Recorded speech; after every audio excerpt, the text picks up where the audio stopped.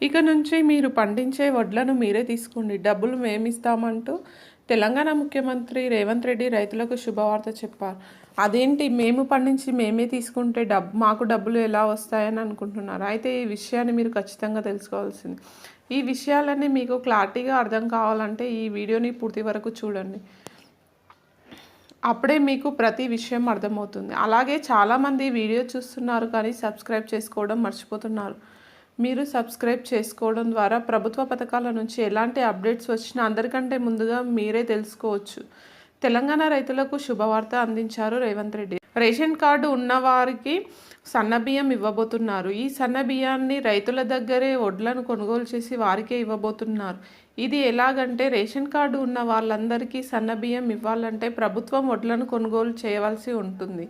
ఆ వడ్లను రైతుల దగ్గర నుంచి కొనుగోలు చేసి వాటిని మిల్లింగ్ చేసి తిరిగి రేషన్ బియ్యంగా ఇవ్వబోతున్నారు. ఈ ప్రక్రియ త్వరలోనే ప్రారంభించాలని, దీనికి సంబంధించిన మార్గదర్శకాలు రూపొందించాలని ముఖ్యమంత్రి రేవంత్ రెడ్డి అధికారులను ఆదేశించారు. ఈ ప్రక్రియ జరిగితే రైతులకు ఎంతో మేలు జరుగుతుంది. వడ్లకు మద్దతు ధర లేక ఇబ్బందులు పడుతున్న రైతులకు కాస్త ఉపశమనం కలిగిస్తుందని రైతులు సంతోషం వ్యక్తం చేస్తున్నారు.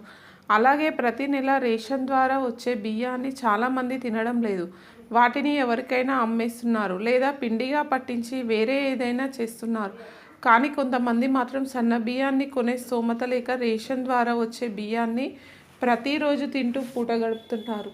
అలాంటి వారందరికీ రేషన్ ద్వారా సన్న బియ్యం ఇస్తే ఎంతో ఉపయోగంగా ఉంటుందని రేషన్దారులు సంతోషం వ్యక్తం చేస్తున్నారు.